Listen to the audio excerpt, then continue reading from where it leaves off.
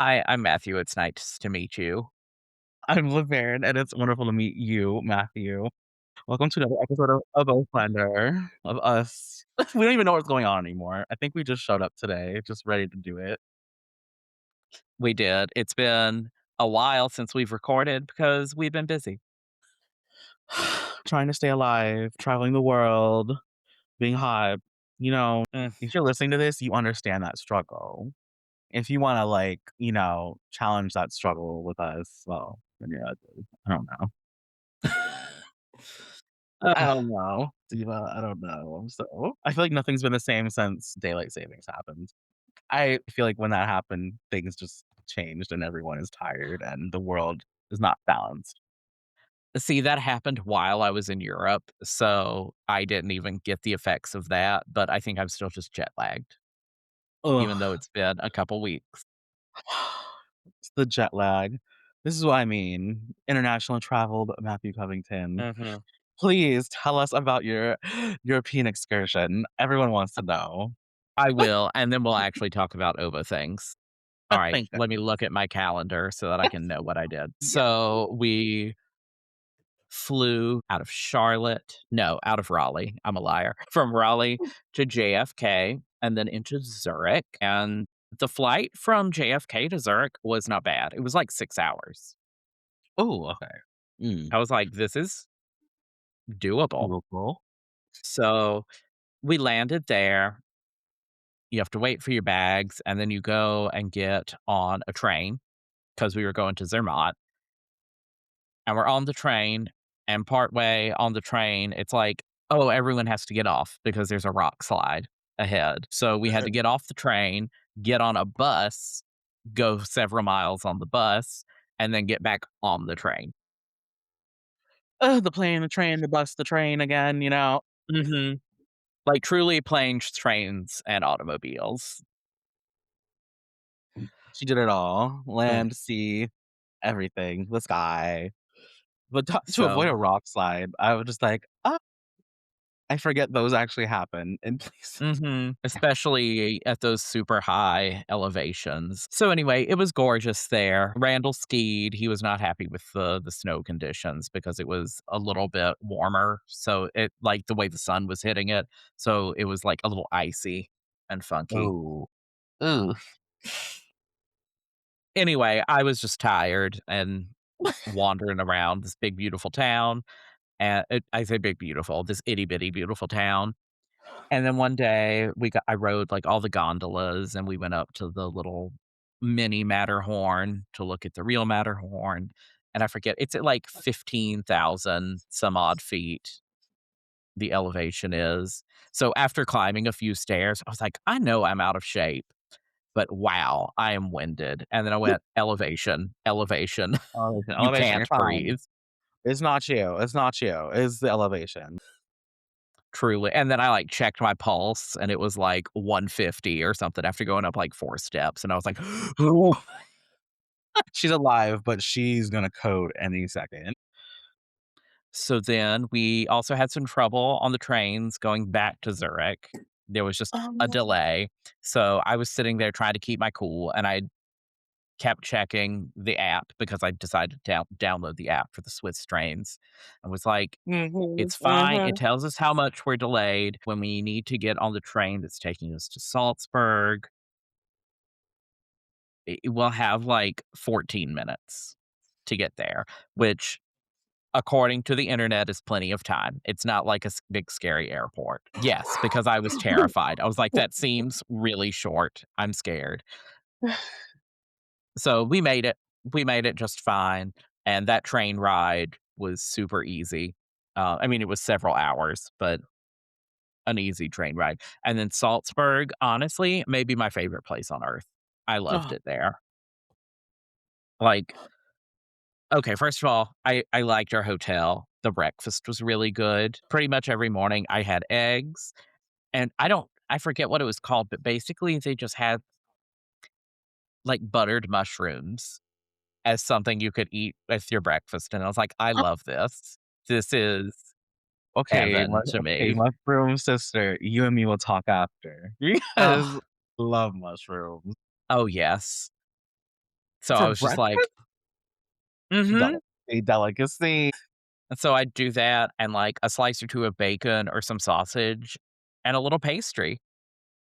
Just like just a little buffet, a little treat, just a couple things of Yes. different flavors and textures, and you're just like, "I'm ready to go." Uh, I love But, that. oh my I gosh. love it. I mean, just the city of Salzburg is gorgeous. I love it. So we did the big fort that's up on the hill one day. We obviously did a Sound of Music tour one day. Go check my personal socials if you wanna see me on the Do Re Mi steps in the Mirabelle Gardens, because that was a flawless video, and I truly don't think my life can improve from there. Like, I really think it's all downhill after that moment. You could have fallen backwards on those steps after performing that, and you would have been just fine. You could have died and been like, "Alright, I'm good to go." Truly. Later that night, I think I was in the bathroom just, like, rewatching it on my phone and got, like, teary-eyed. I was like, "Oh my Oh. god." Let's see. Oh, this is oboe related. We went and saw the Salzburg Camerata, and Francois Leloux was playing, So oh, and he was doing the so good.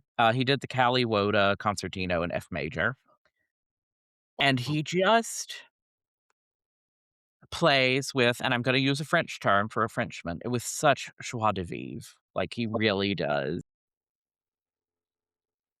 But no, so after he played, Randall was like, he looked like he was having so much fun. Like, even before he ever played a note, he's, like, looking around the orchestra and just kinda, like, jamming to whatever they're doing, and I was like, "That's how he is." And then he plays, and he's just like, "Here we go, and I'm gonna play this flawlessly and beautifully." It was so good. I was really sad that I didn't get to meet him after. oh, that would have been icing on that cake for Oh, sure. yeah. He He's a was he's an He's too icon. much of a rock star, like, he had his bodyguards, and they had to get him out of there. Security's gonna tackle you. It's gonna be very crazy. They're like, "No, no, step out. Please, just sign my briefcase. Please, I'm begging you." What else did we do in Salzburg? We went to a beer hall, which I don't drink, but we had some Ooh. pork belly. I was like, "Beef stomach," and I was like, "That is completely incorrect." Some pork belly, Hey. Ooh, close enough, but but, oh, that pork belly was really very good. Uh, no. and then we went from Salzburg over to Vienna, Ooh, Vienna. and in Vienna, what all did we do? Well, we got to meet up with my friend Baron, who's a bassoonist, so he's definitely not listening to this since all the bassoonists hate us. Keep hating us. The spite will fuel us. Thank you. But we had dinner with him one night, and then was it the next? I think the next morning we went back over to his house and had breakfast on my birthday. So that was fun. What a beautiful all of this around your birthday truly just makes it so much more magical and fun. Like, It really was. that's what you deserve. What else did we? Oh, we saw like, I hate to call it cheesy, but like a little cheesy Viennese chamber thing where they just basically play a bunch of Strauss waltzes and the Radetzky March and some other stuff. Cute. And that was very fun. It was crazy because the cellist used no music the entire time. I think You're he has just like, played "Oh, that so many times that he's like, "Whatever." I know what chord is coming, and they're gonna love it either way." And I also really liked getting to hear real Viennese people in Vienna play a Viennese waltz. You Like, there know, was something about it that I was like, "Yes, yes, there it is." it's pure and it's non-American. It Mhm. is in its truest form. There's something about that is beautiful. We saw Madame Butterfly. Okay, like, the haters gonna hate, that's, like, the best one. I'm sorry, that is, like, my favorite one. I love that one. How Randall was it? had said, oh, it was so good. Randall had said before we went that he wanted to see, like, a Mozart opera while we were there, and I said no. Um, because in the movie Amadeus, I swear Salieri doesn't say that. Whoever says too many notes, um, it's like 15 minutes of ghastly scales, arpeggios. It's like he's not wrong. Like sometimes it does go on just a little too long. I'm like, wow, this looks like what I worked on out of the scale book. Is this the Mhm. Vitamecum I'm wondering? Is this you, Soner? You can tell me. But and it's like it's great, but that's not what we wanted to hear. And I'm like, I'm the professional. I'm telling you, this is not what you want to hear. This is not what the fans wanna hear. Please. So we did go to Madame Butterfly and we got to the end and Randall was like, that was so beautiful. And I will say, like, the art that was done with all of it was so good. The way they had the stage set up, I'm trying to think of a good way to explain this. So they've got the light, like the main stage, and then at like a 45-degree angle along the back, there was a mirror. Oh, So you could see things from an interesting angle. I don't think there's a good way to describe that. And then the little kid in the opera that's like, oh my gosh, that is Madame Butterfly's son, I think, was a puppet that was controlled by 2 or 3 people, and it looked so cool I'm trying to, like, picture it, and I'm like, because they were, like, in all black and, like, had things on controlling this little tiny puppet. what a It dream, was honestly. What a so dream. cool, and also after the opera, Randall was like, "Who hurt Puccini?" Like, my gosh. I was like, "It's how they go, as people are always dying." And I'm not There here to, like, romanticize dying by suicide, but it's so sad and so beautiful when she does it. you're like, it seems to be the most effective one that really gets people to feel it in their hearts. Mhm. I'm like, I mean, because that's how it ends, is her doing it and being like, "Ah." it's a dream. It's a dream, and you got to see that. Um, we also sorry, this is another fun moment in Salzburg. So, Please. when we arrived, like, it was, like, 7-ish o'clock, but by the time we got to the hotel and dropped our stuff off, it was like, "Alright, we need to go find something to eat, like, right now." Mhm. And there's something about when we are, because we did this when we were going from York to Bath, I think, or maybe it was London to Bath. We got there and we just find these little Chinese places, and they're like European Chinese, not American Chinese with sugar chicken, but like, You know, oh my gosh. And we find these places and they're always so good. they're just too good. You're just like, we can't leave. We shouldn't leave. Really.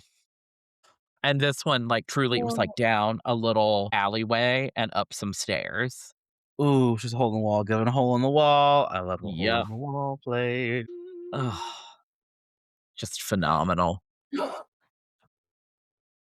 And then we had to fly back. And so we went from Vienna to Paris to Detroit to Raleigh. And while in the Paris airport, getting on that plane, I was randomly selected for them to Oh, check my bags. And I was like, so fun. Have fun going through my dirty socks and underwear. It's like, really? enjoy it, you Because that's guys. what's in here. And then it's really fun too, because after, like, there I am standing while they're going through all of my stuff. And then they're like, "Oh, yeah, and now the plane's gonna be full, so we're gonna need to take your bag." And I was like, "No, you're not, because I have medical supplies in here, and I was supposed to have been on this plane, like, 15 minutes ago already. So you're gonna have to get someone else to volunteer to take this stuff off, thank you." No, thank you so much, because I'm not gonna die because you guys decided that I was the winner of this lottery, this lovely reward. And it's weird the way it happens, like, my ticket wouldn't scan, and then they're like, "Oh, you've been selected." And I was like, don't love this." No, I hate that. Mm-mm. And then that flight from Paris to Detroit was a little over 8 hours, and that was rough. Oof. No, thank you. Oh, the worst part is the coming back. Mhm. coming back to this burning cesspool of a country. And Yeah. yeah, I said that. So it's the truth. Well, it was fun to talk to people over there about what they're looking at when they look at America right now. So, especially while we were in Zermatt, we talked to an Australian couple, and then there was, like, a Bulgarian guy too at the table next to us, and the more he said and the more he drank, I went, "You're MAGA." Yeah, And I can tell. gotcha. Yeah. Um, Uh-uh. You're just like, "Oh, I see you. I'm gonna go now. My trip is not about to get ruined by this lunatic." well, I think that pretty much covers my trip. I'm sure I'll think of other things Other things and that'll come start up shouting about it. and just start ranting and raving about the beauty and fun you had on your European excursion. Well, I'm glad you made it back safe and sound. I have not had any wild excursions anywhere. The closest I've gotten to was the IDRS Mid-North Conference at the University of Iowa. Ooh, That tell us was all about that. that was on March 14th. That basically was like IDRS wrapped into one single day. So the whole week's worth just into one So it was the, inaugural conference for the Mid-North, chapter, and it was honestly a lot of fun. I was up at, like, I wanna say 7 because I was just trying to wake up and prep things I needed to get done before I was gone the entire day, and I got to meet with one of my friends, Amelia. She is a graduate of the University of Iowa. She was a freshman when I was doing my master's, and she's currently in Kentucky right now doing her master's at the University of Kentucky. So we hung out basically all day and got breakfast, and the conference just had really was just like IDRS just in one day. So there is oh my gosh, where was it? I have her little schedule here that no one can see, but they can surely hear it. So we had lots Mhm. of, oh my goodness. The way they did the performances was really interesting because it was a way to kind of just, like, consolidate everything. So, like, all the bassoon performances, the majority of them were all, like, in one giant, like, 2-hour time. Just so we were kind of Oh, just, like, going, like, they're like, "Oh, everyone's doing, like, 1 or 2 movements of a short piece," like, whatever chamber group they're performing in, whatever they're doing. Very short, toot sweet, and I was like, "You know what? I kind of appreciate that," because I didn't wanna go through an entire, like, hour and a half recital just, to take up the majority of my day. 'Cause they had a lot of they had see, it's like 3 or 4 different blocks that were kind of set up like that, and I was like, "Okay, good fun times." And the vendors, they were, I think there were maybe 5 vendors in total. Marigo was there. I think it's Miller Marketing. Marigo, yep, Marigo, Matthew Marigo, always. Miller Marketing, I think the bassoon company? I don't know. There honestly were more oboe. This is catered more towards oboists than it was bassoonists, so it was kind of like oboe slander. They don't hate the bassoons yes. at the Mid-North Conference. Like, you could tell. You could tell there's 3 small vendors for, like, that were oboe reed specific, like, products there, mostly reeds, Mhm. and then the Nebraska Music Company, was also there, and they had a bunch of thread and other wonderful goodies and instruments to try, so it was a lot of fun going to the vendors and just getting to experience that. I hadn't been to, like, an IDRS conference since 2019 when it was in Tampa, Florida, Oh, so, that was the last one I went to, 2020, COVID, when Iowa was gonna host it, so mhm. didn't get that, and then once COVID was quote unquote "over" and they had it in Boulder, I was gonna go, but I, LOL, got COVID and I could not go. So, COVID found me another way. But, so for, like, the artist recital, Nancy Ambrose King was the oboe rep, and Keith Swigger was the bassoon rep, and they both gave wonderful recitals. I would love to tell everyone what they played, but this was, like, all they gave us was the itinerary. So Yep. it was a matter of, like, do I remember everyone playing everything? No, I don't because I was so exhausted by the end of the day. But it's fine, but it's fine. So they had a wonderful, recitals and their master classes were fun, and then the host, Dr. David Cizak and Professor Benquelo did their little recital at the end of the whole conference at a lovely 6:30 PM to 8 o'clock. So, it was a long recital, but it was all good, and we went to a local brewery after with everyone that wanted to go and just, like, got to chat and celebrate. So, yeah, this was not a very detailed oriented story about the conference, but it was a good time, and I highly encourage everyone that lives wherever a, um, conference, regional one like this is happening to go. I know the Mid-South one is happening right now, and I think theirs is, like, 2 weekends or something. I don't know how they pulled Is that it? off. I That's thi wild. there's 2 weekends or it's, like, 2 days, I don't know. I was like I had I one day feel of like it was, like, this weekend. So I do like, think it was a couple days, but ugh, which I'm just like, "Oh my gosh." Love everyone who had the energy. But it was nice mm, to see a lot of my friends and just hang out. Yay. I know you sent me a fun picture of our friend Samantha and Jeremiah, and I was like, "Oh, They wished Matthew was there. Matthew was not present, and you know what? It's okay. They got, like, Matthew's, like, a second-rate doppelganger, me. yeah, we look exactly the same. Like, no one can tell us Exactly. apart when we're No one together." knows. We are the same. They hear our voices on this podcast, they're still trying to decipher who is who, and I think that is the I true will say art. truly, I think people have been like, "You guys sound the same." And I'm like, "Oops." I'm like, "Okay, next question. I don't know what you want us to say about that." We're hot I'll and we're start talking funny. like this. Oh, okay. I love that. Yes, yes. Mask only. That hurt. That hurts. No, diva. Ouch. I'm trying to think. Well, I need Southeast to get on it and have a little conference. Honestly, yeah, what are they I'm surprised there isn't one. Isn't there whatever. They need to do it. Because what states would that even cover? Would that just cover, like, where you are down to, like, Florida, essentially? Yeah, and actually, I think maybe as far north as Virginia. Okay. Yeah. Maybe. What are they waiting for? Let's do it. Let Matthew in. Let Mikey in. Southeast. I'm looking it up. Southeast IDRS. Mhm. Cool. They have a mission statement. Oh, activities. Let's see what's under activities. The Under activities. activities is IDRS 2025. So that was last year. So we've got nothing right now. They've got nothing right now, but Correct. they're gonna work on it. It'll be fine. It'll be fine.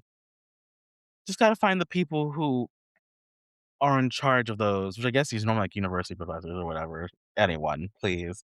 Well, I'm Please, looking please. at who's on the board for it, and based on the picture, it does look like we have West Virginia, Virginia, Kentucky, Tennessee, North Carolina, and, like, goes all the way down to Florida. Okay. Huh. Huh. Interesting. Alright, well, should we talk about our reads? Oh my goodness. We shall. We shall talk about our reads. Can I go first? Am I allowed to go Do it. first? Thank goodness. Thank goodness. Well, I went on a little adventure. One of my friends let me try his profiler. I was like, oh, that was last week. That was, in fact, 4 weeks ago. 4 weeks ago, I tried my friend's profiler. And honestly, I feel like I have mixed feelings about it, but I also just tried it for the first time. Mhm. I had one successful read out of six make it Ooh. out to be playable. And actually, it was the first one that I had like actually scraped it on there by myself that was the one who survived. So I was very surprised by that. I was like, I did that.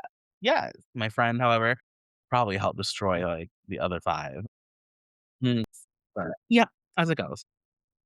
But I like the concept and the idea of it. I think it might be better suited for people who have gougers, not like the Ross gouger, where if you gouge out too much in the heart, it's a lost cause, which is what happened to the rest of those reads. Mm. The first one I was, like, doing very, like I was taking forever and doing minimal, like, scraping on it, I think, and I was like, "I think this works," and he was just like, "I think you have a lot more you need to do, but you know what? We'll just let it go." I feel like I just need to just try it again and I'll give a full verdict on whether or not I'm interested in getting one or not, but I see how You it works for have to everyone have else. it really set up just for your reads, because I know that on mine, if I really get the tip as thin as I feel like a lot of people do on their profilers, my heart is way too thin too. So I Yes. just go ahead and leave the tip too thick. But really for me, I'm like, it sets up the tip to heart Yeah. transition for me. It just gets me there a lot faster than I do Yes. with my knife. Mhm. I hear it in your reads and replay on them. I'm just like, "Look at that." And you're just like, "Oh, look, I just did this one." Dude, I'm like, "Oh, is that a read already done?" As I'm over here, like, Mhm. hand scraping the bark off, like, "Okay." Well, did you leave the bark on or did you take the bark off? I Sorry, took, that's like not helpful. Did I took, like, you all the take the bark bark off. off or did okay. The machine do it, right? No, yeah. I took, Yeah. like I took, like, the majority of it off. I needed to take more of Mhm. I did, like, the surface level. Like, like, all the shiny parts of bark, I was like, "Oh, that's, like, off." And then my friend was like, "You need to actually take some more off before we put it on the machine." I was like and some reads I did, and some reads I didn't, and we learned that Sunday morning before a nice brunch. I learned how to use the profilers. It was very interesting, but other than that, I'll try it again, and I'll give everyone the update that they're all clearly waiting for right now. You're all waiting for this wonderful update, and I'll let you know whenever that happens. Probably not for a few more months. Anyways, um, other than that, my reads, I've actually had some pretty good successful ones outside of that one profile read. I think the weather finally not being consistently cold has been very impactful. It's been 50s one day, then 89 the next. And I'm like, okay. So I've had to just adjust, kind of bounce back and forth with those constant Mhm. changes. And my reads, I'm just leaving a little bit more on in certain parts, like the heart, just to keep it balanced and ready. But nothing bad has happened to my reads yet. So I think we're in the clear for now. Knock on Good. wood. What about you, Matthew? Tell us your read wins. Well, I Well, didn't really make reads for a little while, and that was wild. You know, didn't need it. Didn't need them. So but then I got back and was like, "Oh my god, I gotta make reads again." And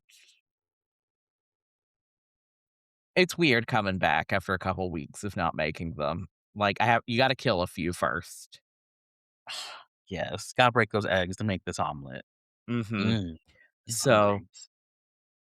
I will say this week, I got out a slightly wider shape because I usually use my Mac Pfeiffer. I got out my Gilbert 1 just Ooh. because I wanted to see. I was like, and I don't know what triggers these things sometimes, truly, but in the moment while I'm sitting there at the read desk, I something says to me, "Get it out." So I do. And I've made some nice reads on the Gilbert one. Like, they're just a little bit beefier, And you know and what? I Nothing's like wrong it. with beef. Nothing's wrong with beef. And I also, interestingly, after I made these, I remembered last year, right around Easter, making several reads on the Gilbert one and really liking them. So there's something about Easter time that the Gilbert one works for me. I don't know what it is. Yes. When he has risen, so has the Gilbert one. Mhm. Makes a glorious return. I love I that. Also, I had borrowed, a friend got one of the Farillo shapes. I think it's, like, the middle one of the 3. Like, there's a narrower one, a middle one, and a wider one, and I tried that out. Ooh. I think I tied up, like, 6 of those. I think the first 3 were all just super flat, and I went, "I can't do this." And then I made one the other day, and it works pretty well. I do like it. I had to leave more in the heart than I wanted to, Okay. and make the tip shorter and thinner, but it seems to work. Okay. Hey, as long as it vibrates and is Because comfortable and actually, at first, I was about to break it because it was chirping, but I went, "Well, it's also flat, so let me just clip it, give it a couple tiny clips," and that got rid of the chirp, so wherever that thin spot was, I got rid of it, and it got it up to pitch. oh, yes. I love when you can clip away the the thin spots like that. You're just like, Mhm. "Goodbye." Then everything is just, like, smooth sailing after that. So Okay. I think that's all I've really done with reads. And you know what? That's okay. That's okay. Mhm. I feel like we're in the, like, that part of the spring where maybe it's just me. It feels like there's a slight, like, slump before it goes to the end of, like, orchestra seasons doing their last masterworks, Mhm. where it's like, we're getting into the youth concert portion, at least on my All end, the and I'm like, yeah, the side by sides are happening. I did one last night. you're like, "Trust and believe, it's already begun." I have Um, one Tuesday, so I'm going to make that happen. I don't know how, but I'll make it happen. I'll find a read. I'll use that one read I got off the profiler and be like, "It's your time to shine." Not take it away as we do a weird, like, chopped up condensed version of Czech 4 and Dvorak Chug. huh. Yeah. I don't know what any of that means, but I will be present on second oboe, doing something musical with it. Yes. And actually, oh my gosh, speaking of that that orchestra that I'm playing that youth concert with, I actually won the English horn audition with them this time last year. So it's been a year that I've been with the orchestra. Aw. So I think I'm out of my probationary, I don't know, timeout. I don't know. They put you in there for like the first year or whatever. And I was like, Mhm. I realized that last night and I was like, I'm going to bed. But You were like, "Oh, cool, now I can play like garbage and they can't fire me."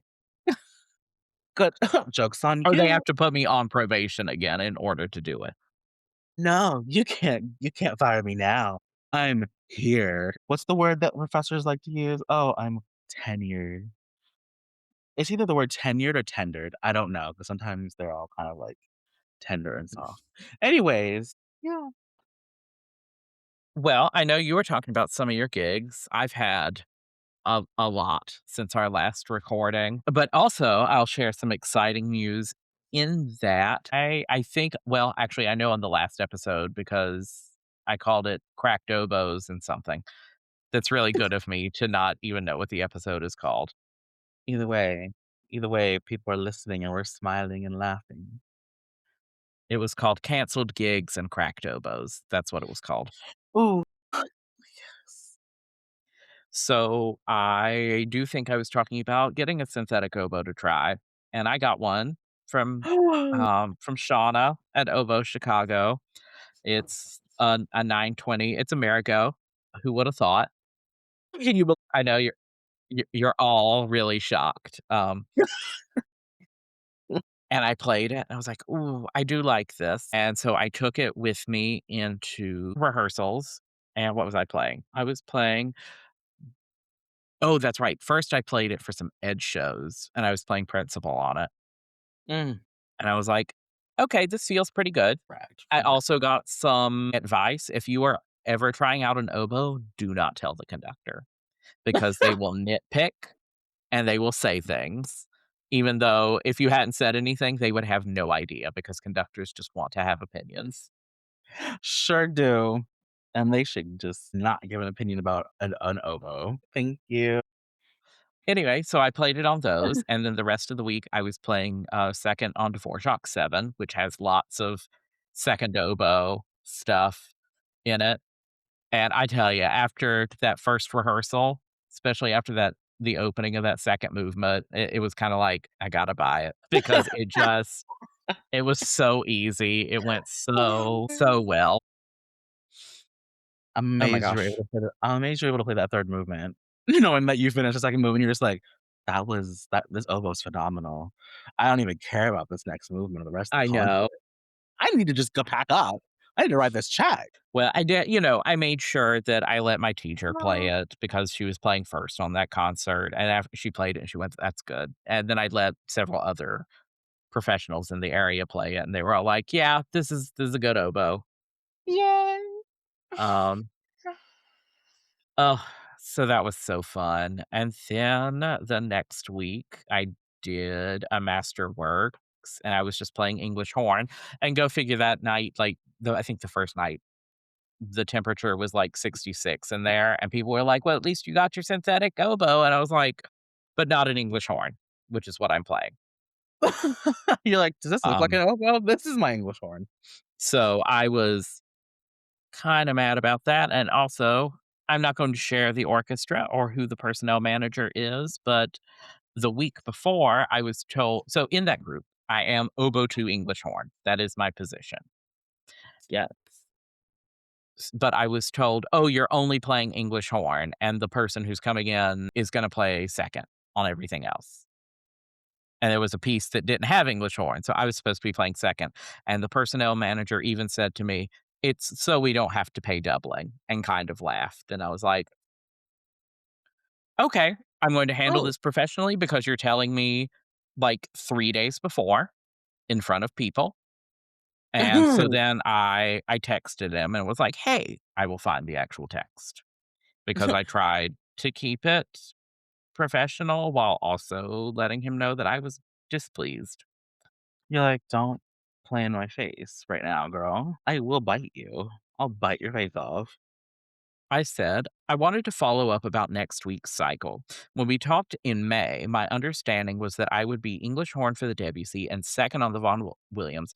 I understand the change happening for financial reasons, but I was honestly caught off guard by the change, especially since doubling had been part of the earlier conversation while I was deciding which February cycle to accept. Because go figure, like three orchestras of my orchestras had concerts that week. In And I even February? had a text from him being like, "Oh, yeah, well, if you do this one, you'll get doubling." And when he called after I sent that text and he was like, I just don't remember that conversation." I was like, "Well, I do, and I have a screenshot. Here you go." Look at your phone. The thing that you just called me And on, then it's right he there. tried to kind of play some semantics, and he was like, "Well, it does say if you're playing oboe and English horn on it, you'll get doubling." And I was like, You were implying that I would be playing both." Right. Like, Anyway, but I told him, no. I went, "I don't appreciate the deception or this workaround, and so I this will definitely affect whether I'm playing here in the future or Yeah, whether I pick another group." because that's ridiculous. They need you more than you need Um, them. but it just it really made me mad. Yeah. No, that's insane, and I feel like that's how a lot of these groups are trying to do, where they're like, "Oh, we're not gonna have, like, 3 separate, like, chairs," and I know, like, there's financial reasons. I get it, but then I'm also just like, "Okay, if you want me to you're gonna combine shares, then you need to get paid for it. If this English horn is in the room with my oboe on that stage, doubling. Give Well, me the money." honestly, I had someone just said to me, "Hey, I don't think we're gonna be able to afford the doubling." I probably would've been like, "You know what, though? I'd rather for this hour and a half drive, I would rather just play both parts and just don't pay me doubling." Yeah, like, ma at least make it, like, worth your time. Because having to drive up an hour and a half there, play for 25 minutes, and drive an hour and a half home was really frustrating. Yeah. And I know people are like, "Oh, but you got home early," and I'm like, "Sometimes." Not all the time, depending on the rehearsal schedule, but I'd rather just be playing if I'm doing the drive, Exactly. Because yeah, is how I it's feel not about it. yeah, it's not. Ugh, That was me this fall, going to play 10 minutes on stage on an overture on English horn and then leaving. yeah. And I was just like, "Do I really need to be here?" They were just like, "Actually, no." And I'm like, "Got it." Mhm. Like, "Anyways, thanks for the check." But I Ugh, hate that happened to you. It's just like I hate when we have to suffer whenever things like this happen with personnel managers I and, know. like, money Well, and everything. It's just like, why is it us against our employer? Not us against the employer. I know. Well, I also mentioned I was like what did I mention? Where did my brain go? "Come back, come back." When they told me that since it was only a few days before, I said, "I've already worked on the part. Why was this not told to me a month ago?" Right. Like, oh, man, you're just like, all this practicing I could have been using for anything else is now being wasted on a part that I'm never gonna get to play on stage with this group. Right. And granted, did I spend that much time on it? No. but I had worked on it, so, like, I was You're like, "Oh, still there's some tricky licks. Let me look at it. Let me work on it." I we're didn't need to do musicians. that for Our time is them. precious. Our time is precious as musicians, and every minute counts. So for them to just play these games with my sister, crazy, crazy. Let's see. Then we got back from Europe on that was on a Saturday. The next Saturday, I had a concert here in town. It was a I think the theme was called Stars and Stripes, so it was very Americana, feeling very unpatriotic, and so having to Yeah. play that concert was not good. There were also a lot of C flats in that concert. We were in G flat a lot and at fast tempos. I was not a fan. Oh, no. No, thank you. That's a bit much, And I will actually. say, I was like, after 2 weeks of not playing, coming back and having to play all that, I was like, "Oh my gosh, my face." No. I Cancel my order. also had, like, 9 days after getting back to prep for the Charlotte Symphony audition, Yeah. which was what it was. I was in the semifinals. I think there were 13 of us. Did not advance to the finals. Fine, whatever. But that list was rough for the Whew. semis. Um, it's let me pull it up because it hurt. It hurted it a lot that day. So we had to play the Brahms Haydn variations on oboe and then the Bartok Concerto for Orchestra, both second oboe excerpts. Then we had to play Rite of Spring on English horn, the opening thing, and then that little part that goes, "Ba, ba," that little thing. And that one, honestly, I was just like, that was fine. I didn't really do anything. You know what I Like, mean? I was like, I played it. I wa I didn't mess up, but then we had to do a little bit of Ein Heldenleben, the part that goes, "Bye, ba, bam, ba-da-ba," thing. Oh, triggered. Then we had to do Three Cornered Hat, I do wanna throw up a which little bit, I'm not gonna lie. fine. Then a little bit of La Mer, which I think was the best thing I played. Oh, It's that yeah, spot that's from the first movement that's, in unison with the cello, that little thing. the I hypnotizing will part. say I felt like my decrescendo to the end of it. I was just like, "You got that." That one was good. And then I had to play Shasti 8, and I was just like which truly I never would play Three Cornered Hat and Shasti 8 on the same reed. Like, let's No, be that's real. you just, like, look down at your chest and you're like, "What's this red dot on my chest for?" I'm like, "That's Shostakate, about to blow you Mhm. to pieces in a second." But anyway, And I got through it. you I mean, you it was survived. another one of those. I was like, I didn't really screw up. I guess I had some okay musical moments in there, but I was just Mhm. like, by the time I was playing at the end, I was like, my face is tired. You're like, "This is worse than death." I don't It's a lot. If that was what the semis was, I'd hate to see what the first round was then. Had to do the Mozart exposition, second oboe excerpt of Dvorak, the Ugh. Bartok, um, then the Debussy Nocturne, Mm. and the and Roman Carnival. Oh, boy. Oh, And then I have no idea what was on the finals. And guess who won it? Another young'un at Juilliard another who studies with Nathan Hughes. So, ugh. Yeah. um, Congrats to him. He also won an audition for English horn, like, a week or 2 prior to that. So, it was yeah, just like, "So, let us know how that goes, kid. I'm congratulations, love it for you." yes. My god, my face hurts hearing the list. I can only imagine what it felt like having to do it all. No, thank you. Ooh. What else did I play? We did a family concert and we just did like excerpts of Beethoven 6. Like, we would play a chunk of it, the conductor would talk, and then we'd do another chunk, and the conductor would talk, Hmm. Yeah, well, and did that, and that was pretty good. That was fine. Then I had our side by side last night, and granted, I say side by side, there are no winds. It's, like, only strings, so mm, honestly, whatever. sometimes those are for the best. Yes, and that was also very much like an Americana feeling concert. The best thing we played was Old MacDonald Had a Farm, the Leroy Anderson. Oh, I know Leroy took that one. He said, "I'm gonna have fun with this. We're all gonna have fun, I think." Uh, I think that's everything I've played. Oh my gosh. You played everything, girl. I don't even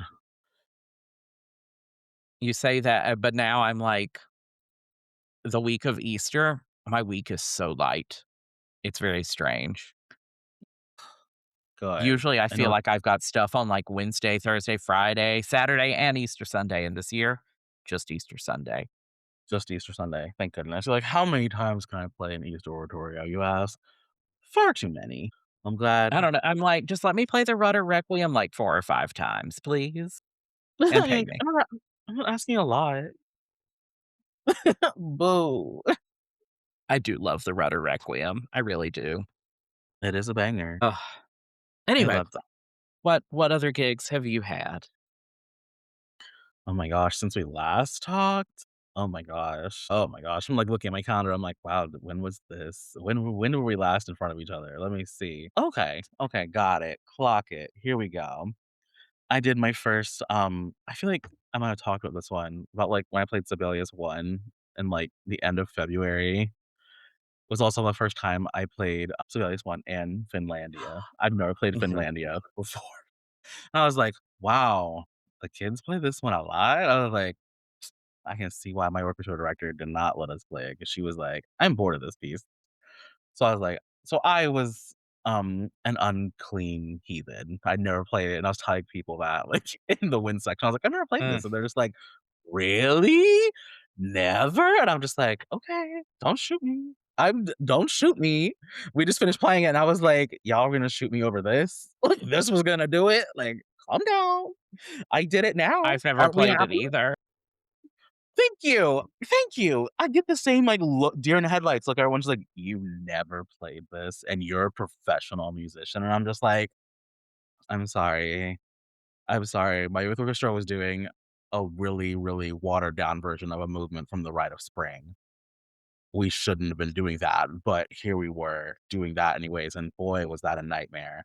But yeah, Finlandia never made it across my desk until I am, like, a 30-something-year-old adult being like, "Oh, why do I am I playing this with, like, a bunch of high school kids sitting around me?" I'm like, "Is this is the piece? This is the piece that, like, gets people." And that's what the conductor was saying. He was like, "This is the first piece I ever played in orchestra, and this, like, changed my life and, like, my whole trajectory and why I'm here." And I'm just like, "It did? Well, I don't think your director conducted it quite like you did, so thank you." I'm like, This "Thank is you for off that." topic before you keep going, Give but it to me. Give it to me what straight. was your orchestra piece that made you be like, "Wow, this is amazing?" This is amazing. This is, like, what's got me. Yeah. Ah, it's gonna be kinda crazy because I had never heard it before when I was, like, in my undergrad, but Brahms 1. We didn't even play it in the orchestra. It was truly, like, for ensemble placements, and I spent a lot of time listening to the recordings of it, and I was just like I said, "Oh, I have to play this at some point in my life." So Brahms 1 was the piece for me. And yes, it was all the little oboe solos that did it in for me because I did have to listen to those 1,000 and a half times to make sure I could play Mhm. it right in the audition. I never did play it right once. But you know what? I got to where I got, and that piece was the one for me. That one did it, and I was like I'll just never forget the first time listening to it, and I was just, like, almost brought to tears, and I was like, I can't believe I have to play this for an audition in 2 weeks, but also, what a beautiful piece to play in 2 weeks. Mhm. What about you? Which one was yours? Which was your awakening? So mine was it was in middle school, and it's a Strauss tone poem, and I'm gonna try and say the German, and I'm gonna butcher it, and so then I'll say the English. Tod und Verklärung, which is death and transfiguration, Oh, and I've never gotten to play it, and I really want to, but I sat there and I was like, "Oh my god, I love this." you're Just like, something "No, about help me." it was and what a program that was too, because they did that and Chike 4 on that program.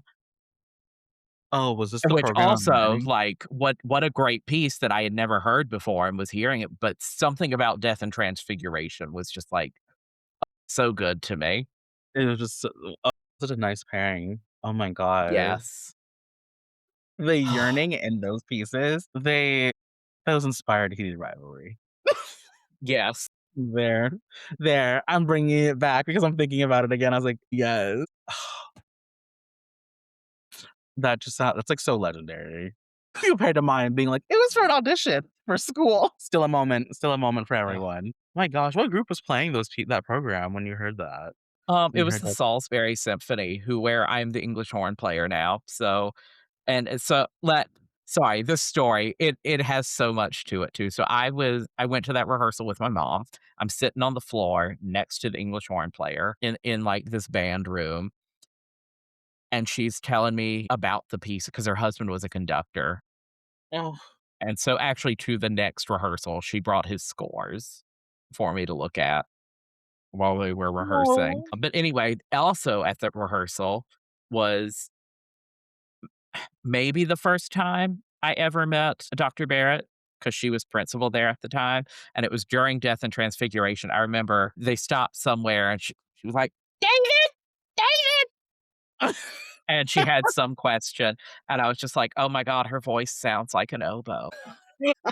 So, just everything about that piece in that group, there was something special happening Oh. in that. Also, a fun story from Barbara Troutwine, who was the English horn player. I wanna say, mm, they may have been Augusta, where her husband was conductor for a little bit. I mean, and this was 50, 60 years ago. Like, it's been a long time. But so their principal oboist was being a diva or not showing up, like, having some things.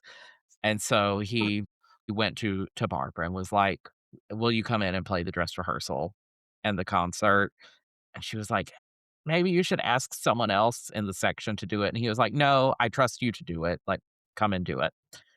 So she did, and she gets there, and, everyone's glaring at her like, "Who are you?" Whatever, and she just goes, "Just so you guys know, I only got this job because 'cause I'm sleeping with the conductor."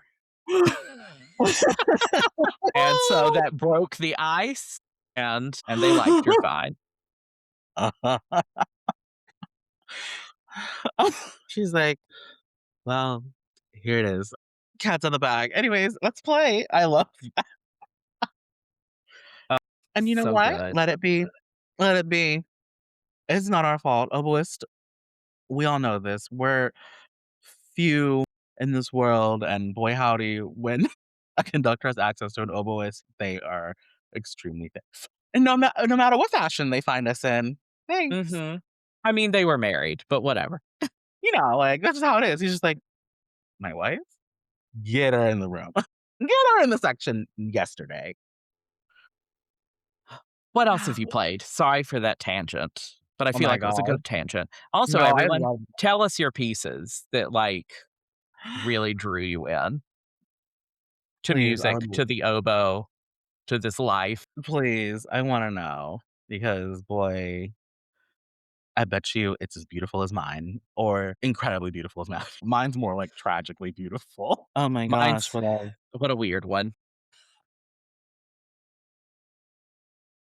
Yes, so Finlandia, Sibelius one. There is some so that second oboe part in Sibelius one, I did not see the light of day above. a G in the staff. I was just like, every time we were playing anything and I was getting through the low parts, which my reeds and my instrument, we were cooking through it. I just like looked over the principal and I was like, when will they start putting this on audition list? Because some of this is a little insane and this would make or break people who are not prepared for sure. So yeah, that was one of the concerts. And the other one I had, we did, it was a pops concert. It was Bugs Bunny and the Symphony. And it was the most exhausting and painstaking concert I've played in a while. So, we had 2 rehearsals because it was, like, a Friday night and then a Saturday morning dress and then Saturday concert. And it was one of those ones where it's like, they play the cartoons, they're playing the music, everyone has a click track, and this was a concert when I discovered that I do not wanna get to a certain age and be playing an orchestra because there were a lot of people who are 60 plus who were struggling with the concept of the click track Mm. and saying that it wasn't loud enough, and they're like, "Why can't we have a whole headset versus one earpiece?" And it was like, so you can hear yourself play and everyone around you and not blow the paint off the walls. I'm talking about the brass section.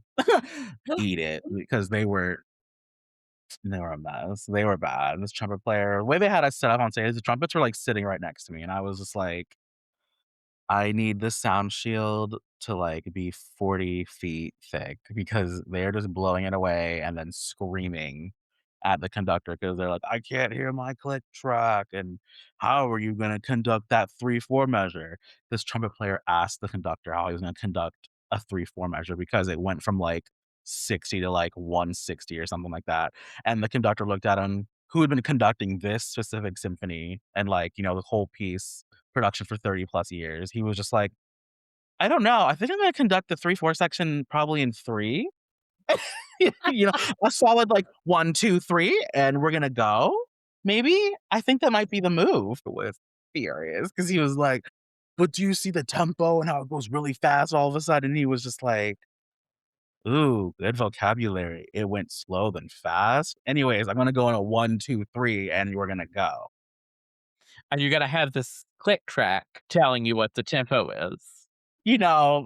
Just simple things. So I was like, "We have 2 rehearsals." And the first one felt like a fever dream, and I was just sitting there like, "I can't believe I'm here hearing these professionals who any other concert, they sound phenomenal on and don't do any form of, like, whining or crying. With this one, they were going to burn the building down because of it." I was like, "I don't know, you guys. I mean, it's just Bugs Bunny. We just do it. It's the same theme every time. Just play it and just believe in yourselves." So, I don't know. I survived. I lived through that concert, and I'm glad I got to do it, but, yeah, when I'm, like, 60 plus, the oboe is gonna find itself in a case Mm. and not with me because I don't wanna be crotchety and trying to play the oboe because 'cause I'll probably have a stroke on stage instead. But yeah, That that's it. actually segues beautifully into having a stroke on stage, really does segue beautiful into the big topic for this one, which is performance anxiety Bum, bum, bum. or even just stage anxiety, which is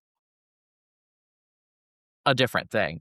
Let's take it a step further. Can we do parking lot anxiety? Yeah. Getting to the gig, I'm in location, and I'm like, "I could turn around right now." It's performance anxiety. Performance anxiety. Whew, all right, let's unload a little bit because I do think there are different types and different levels of performance anxiety because some people really do just like as soon as they have to play, if they're going to be heard at all, or even if they're not going to be heard, if it's a performance, they're nervous about it, or in rehearsal, they're nervous about it. And I feel so badly for those people because that's not really me. What you said, "Huh? Can't relate, but sorry." Like, I No. truly, No. if I'm just sitting there playing second, like 99% of the time, I don't care. I'm like, "What?" And not that I don't care, but it's pretty low stress, low stakes. It'll be Yeah, fine. It's like, Um, when you're playing second, like, there are so few moments, like auditions. Hello. Half of our stuff is all principal stuff that we have to audition on, and then it's like, yes.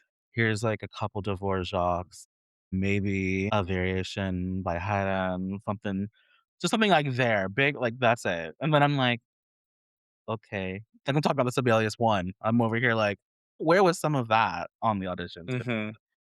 yeah. And then I do think there's I I'm playing first. I'm anxious about this, and I get that a little bit because it's the hot seat. Yes. It it very much is. I also and maybe we'll talk about this a little bit more later, a lot of the time when I'm playing principal, I get the imposter syndrome a little bit, where as I'm Oh, playing, I'm going, "Oh, what am I even doing here? This shouldn't be me. This shouldn't be me." But I also feel like I have something to prove. It's a whole thing. it's yes. Yes.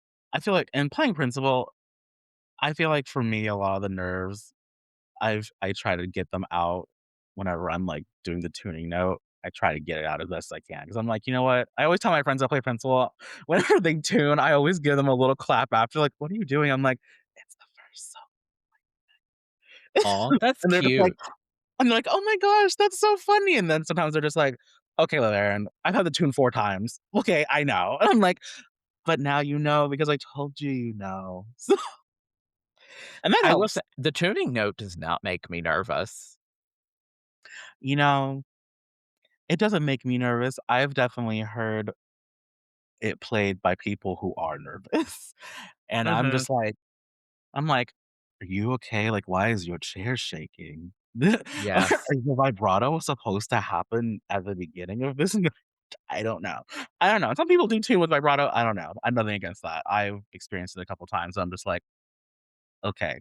But I don't know. It's the first time you play by yourself. I think if the first time you have to give a tuning note when you've never given a tuning note, like, in orchestra, that's the one that'll get you, 'cause then you're just like, "Wait, me? Everyone has to listen to me?" Yeah, Mhm. crazy, but yeah, I don't know. During the solo stuff, um, I feel like that's what I practice the most. So I'm just like, "Let me play the solo as much as I can and pray." And just play loud. I just blast it. I don't care what it is. If I have to blast it, that's usually the most feedback I get, is like, "Can you play that louder?" And I'm like, "Oh, good, so the rhythm and the notes are right? Thank God." Is the dynamic you want? Cranking that baby up. Ka-chow. I will say, what in the solos when you're playing them makes you the most nervous or anxious? Mm. This is me telling on myself. I think it's the counting, like, knowing when to Okay. come in. Because when I was in middle school and we had to do, like, rhythm tests, we would, like, read them out of the book, and we would just, like, our director would have us go on the podium with him and read them, like, to him. He went in alphabetical order every time. My last name starts with a W. I was in that club band room for 45 minutes listening to people say it over and over again to the point where I was like, "I could just memorize it," and then I would. And then he'd be like, "LeBaron, your rhythm is so good," and I'm just like, "Thanks, I guess." So like, I would be like, "Okay, sure," but then, like, the whole counting aspect included in that would just, like, go over my head, and then when I first started playing oboe, that was, like, the real, like, chink in my armor or whatever was coming in. Like, my first solo I ever played in band, my director had to take it away from me because I could not count it to come in on time. It was 4 measures and 4/4, and he was just like, "I don't understand what's going on." Like, "I don't Oh, get it, LeBaron." I was just like, "I don't either. I feel like I should play it." And I play it out of context, and he'd be like, "That sounds great." Play it in context, he'd be like, "No." And he was like, "I have to go to the flutes, LeBaron. Our concert is, like, in 2 weeks. I can't have you keep doing this." And I was like, "Fair enough." So, counting my entrance to come in, that is the worst one from that's where my anxiety will start, is there. And then if I, like, miss a note or something, then I'm just, like, only seeing red. I just see red the ooh, entire time yeah. until I get that instrument out of my hand, and I'm just sitting there in my lap just like, "I need to get off the stage now." Right. Yeah. What about you? What about this wonderful, gorgeous instrument in solo settings sends you off? It's intonation every time. I'm usually more stressed about intonation than I am anything else Mhm. for a whole concert because I I swear sometimes I'll be like, if I can't hear it and sing it to come in because other things are so off, I'm like, I don't know how I'm supposed to play it. Yeah, And so when that's something that's been bothering me more and more is going, I don't know where on earth to put this pitch wise for it to blend. And which interestingly, I think maybe I need to care a little bit less about that because as I have been listening more and more, I'm going, wow, that's really not in tune. And no one's given them a hard time about it. So what does it matter? what does it I know. And then I also me talking about how these other things are not in tune kind of brings up my other anxiety is all the other judgment, not from the audience because they don't know, they don't really care. It's from the colleagues and the people around you that for me, it really comes from because I'm like, if they're even half as judgmental as I am, they're saying some awful things about me in their head right now. Right. That's so true. That's why I sometimes strive to be, like, really funny and really nice because I'm like, "I know I'm not the hottest player, but I don't want you to be like, 'Oh, he's awful at this instrument, and he's mean,'" you know? I was like, at least they're like, "LeBaron's really nice. I know he's really trying." It's like, See, "Oh." I don't know how they're like, he can't play in tune, and he is a jerk, so how do I keep getting hired? I don't know. Bippity boppity boo. Make it happen. But no, I even just think about and if this is not something I probably would have noticed last night if I weren't thinking about it again today, is like a bassoonist coming in on a note, and at both of the rehearsals and at the concert, I was like, "It's sharp. It's sharp." And, like, I was like and I can even tell that he knows it's sharp, and he's Mhm. trying to fix it, but it can only come down so far before it gets, like, so wobbly bobbly, you know? You're like, "Please, please come back." And it truly, like I said, it's probably something I wouldn't have thought about too much if I wasn't thinking about what other people think are thinking about me, which I know that in a spot where it was just me and the first oboist playing in thirds, and then we, like, land on a B flat together. One of those times where we landed on that B flat, it wasn't great. Like, that B flat was not like, it wasn't that bad, but it was and I was just like, "Oh, God, that was awful." And I was like and everyone around us is sitting there going, "That wasn't in tune. Wow, that was egregious." Just and are they? Probably not, but in my head, that's what everyone's thinking. Egregious. And then they leave the concert, and they, like, call their spouses and start texting other people that were playing with us and are going, "Did you hear how sharp he played that B flat? Like, what was even going on?" This is Matthew. the insanity, and I'm like, "This is not what's going on," or maybe it is, and I just need to not care about that, but It's your but own demon truly, for fighting you. me, this is where the performance anxiety comes from, is just that the colleague judgment, and then that leading to people going, "Ooh, he's really not playing very well," and not getting hired anymore. What a beautiful, like this is my downhill slide, you guys, in case you're wondering. It's one thing that leads to the rest of it. And well, and in my head, it makes complete sense that it would go this way. You're just like exactly. And it's like, my advice I'll give to you on that, Matthew, that you did not ask me for one bit. You're worrying about that one B flat and all that. There are trillions of conductors who still have their jobs, and you had to sit through rehearsals and watch them not know how to do their jobs. And you're like, "You still have this?" Mhm. Lights out. Lights out. Well, So, there are even other players sometimes that I hear play and go, if they have been able to keep their job playing like this for the last 10 years, I'm okay. It'll be fine. let me not make that 10th read for this rehearsal. Let me go ahead and stop at the 9 that I have. I think I'll be okay." Mhm. Like, yeah. So that's just I feel like that's just the cruelty of music. We're It so is. hard on ourselves that we're gonna put the pressure that we put on ourselves onto other people into us. Be like, "Yeah, Mhm. can you tell me how bad I sounded?" And they're just like, "What?" Like, "It's fine." Ah. Well, and what's strange too is going back and listening to recordings is there will be things that I thought sounded terrible, and I hear it and go, "Oh, that sounded fine. I wouldn't have even known." And then there's something else that I thought sounded fine, and I go, "What was that? What happened?" You're like, "Can I get a video recording of that? Was I even, like, ready to play it? I don't even know." Mhm. Yeah. The performance anxiety is just crazy. I just don't yeah. I think my other thing is, like, when I make a mistake, I, like, will keep a tally in my head throughout the entire, like, piece that we're playing. I'll be like, "Oh, right." Wow. I'm like, "Oh, right, there's that one. Oop, there's mistake number 3. You came in a half beat late."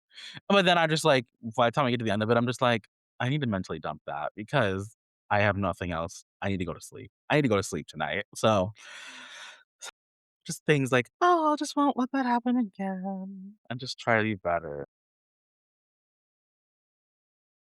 I'm going to try and find a post. Hold on, be here. Okay, well, essentially, what it was talking about jazz musicians and how a different part of the brain is working when they're rehearsing versus when they're in performance. And especially Oh. with jazz musicians because they're thinking so much on the spot and doing the improv. And, and they really are like, they're always thinking, but in rehearsal, they are thinking and they are judging themselves a little bit. But then once they get to that performance, they are able to turn that off and just keep on moving forward. Oh, wow. And I wish I could find this post. If I find it, we will share it. We But will share and be like, "Everyone, be free like jazz. Be free like jazz." yes, really though. Jazz Man, is, in its way, it's not my favorite, but it is so empowering what they do. they just I'm gonna say something that might be kinda like that could be considered controversial or not, I don't know. I sometimes think jazz musicians, they're having more fun than classical musicians are. I feel Okay. like they have more fun up there for sure. We're, like, panicking over counting an entrance, and they're just like, "I don't know, man. Just play the shit, just play it." I'm just Yes. like, "Got it." I'm like, "Isn't that" and it's like, "Isn't that what music's all about?" It's like, "It is, but I'm not built to think that way. I like to have fun when it's over." Like, when the conductor gives the cutoff, I'm like, "We're free. We did it. I can live again." It's also it's or almost a little bit masochistic, where you're like, "Okay, I'm gonna torture myself on this stage for 2 hours." And then once it's over, I'm like, "Woo, this was great." It's like a roller coaster. I'm just like I, like, lay down in my bed and my, like, adrenaline just won't stop, and I'm like, "That's what the issue is." The adrenaline after is just like, all that stress you locked away, you just released it in, like, 2 minutes after the downbeat was cut off. I'm like, Oh, one of my other anxiety things, which is where you talking about having a stroke on stage came from, is actually my huge health anxiety that happens on stage, which I do think I've talked about before, but "Oh it my comes gosh." from having a chronic illness. Because, okay, so I have type 1 diabetes. If you don't know what type 1 diabetes is, I'll give you the quick rundown. It is not the same thing as type 2 diabetes. I did not eat too much sugar. It is an autoimmune disease. So my body turned on itself, shut down the part of my pancreas that produces insulin, glucagon, and amylin, and I think maybe a few other hormones. But insulin is the really big one. So I will die without insulin. But so that means I essentially live on life support. And I know that sounds dramatic, but I do. If I disconnect from the insulin pump, I will die. Like, not immediately, but within 4 hours, I'll probably be in DKA and need to go to the hospital. which DKA is diabetic ketoacidosis, which is where, your blood essentially starts turning into acid. Everyone's Yes. favorite.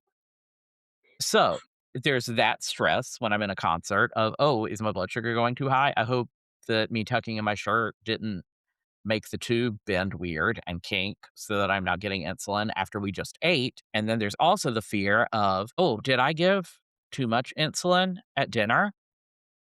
Did did I eat that second half of the burger? Oh, no, I did. So I gave the right amount of insulin. I'm not gonna go low because a low is really scary because you'll be dead within 15 minutes maybe if it's dropping and you're not treating it." Um, so as Uh, I'm sitting there, I am often doing the full body scan thing that they tell us not to do, to, like, check in on yourself, but I have to. I have to be doing that, and so sometimes I'm sitting there going, "Oh gosh, I think my blood sugar is a little bit low." So then I'm spiraling about that, and then it also affects my ability to think, like the low blood sugar itself does, while also going, "Okay, don't die." And also, "Oh my god, what if you have to get up and walk off the stage and go deal with this?" Or even, "What if you have to, like, pull out your little packet of glucose and eat this while you're here oh on my the god. stage?" So those are, like, all in my oboe bag, as emergencies. And then the highs too also affect your ability to think, and it can make your vision a little bit blurry, and it'll make you have to pee more. So these are just things, like, constantly going on in my head while I'm sitting on the stage. And then I also sometimes convince myself that I'm having a heart attack on stage just because. Just a little hee hee. What? 'Cause I'll be sitting there and I'll be like, "Ooh, I felt a little something in my shoulder. It's spreading down my arm. Oh god, is it in my back? Is that tightness in my chest? What's happening?" It's nothing. It is my brain playing tricks on me. Oh my god.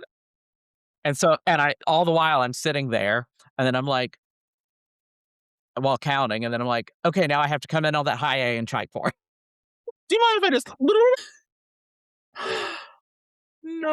So, No. that is a lot of my performance anxiety isn't even truly performance anxiety, it's health anxiety, but on stage. Because I talked about this a lot in therapy. Get a therapist, everybody. Please do. And I had to try a few of them because several of them kept going, "Oh, it's just performance anxiety." I'm like, "You're not listening." I was like, "It's not really the performing that's giving me the anxiety. It is in a way, but it's the I can't escape the situation if something goes wrong, because for whatever reason in my head, if I have a medical emergency, the orchestra can fire me." Which isn't They that ridiculous to I mean, I can say it out loud right now. It is ridiculous for me to feel that way because guess what? If they did, they would have a lawsuit on their hands. Although they would probably try and twist it and go, "Oh no, we're firing you because your playing wasn't up to par." And it's like, because of the medical emergency. right, because of what happened? They're like, "No, just in general." And you're like, "Oh, in general. So this is a lack of, like, y'all's own judgment from the jump then." So so that's where Anyway, I'm at most of the time. Sorry, that was a real downer. me I'm just like, "Damn." I'm like, "I can't count entrance." And then I'm like, "No, I'm worried, what if Matthew dies while they're playing a concert and I won't know about it? I won't know." Hopefully someone will post about it. Probably Damar. Probably Oh Damar, my like, god, yes. He I would hate to be the say it, but first. we can title this episode, Death and Transfiguration for sure. Yup. If anyone else has any wants to share their performance anxiety, truths, I don't know what to call those. Share your anxieties with us to alleviate our own, please do, because 'cause we're now both stressing beyond belief. Mhm. I'm worried Matthew's gonna keel over and I won't know. That's Or gonna be give me hard. something new to worry about. Tell me your anxieties so that I can go, "Oh my god, I had never thought of that before." The hypochondriac in all of us, just like, "Tell me yours, girl, because I wanna Ugh, feel it." I'm worried there's I'm a next. reason I'm medicated. Yeah. Like, Dose 'em up, dose this baby up. I will say one time during a concert, I took a Xanax because I was feeling like the actual panic happening, but then the rest of the concert, oh my god, I felt so chill. I was like, "Whatever, this is great."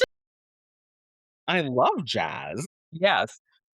I mean, and so, maybe that's the universe telling me that I should take drugs like that when I perform, but And you know what? If you gotta do something, beta blockers, whatever gets you to do it, please just do it. Just do it if you have to. I'm not gonna stop you or judge you for it. If anything, I'll be like, pass me one just in case I need it mm, for later. yes. Truly. All right. Well, if you would like to reach us, you can find us on Instagram at oboslander, on TikTok at obo.slander, or you can email us at oboslanderqueens@gmail.com. And I will try to do better about posting because I have done a terrible job lately. Oh my gosh, stop, stop. This is me being put on notice. I'm going to help with the posting too. We're gonna be in this together. You'll see more posts from us doing random things, practicing, working on reads, or I don't know. It's actually our business and you'll find out. And honestly, You'll find yeah. out when we do. Yeah. That's us planning. So yeah, thanks for joining us. Bye.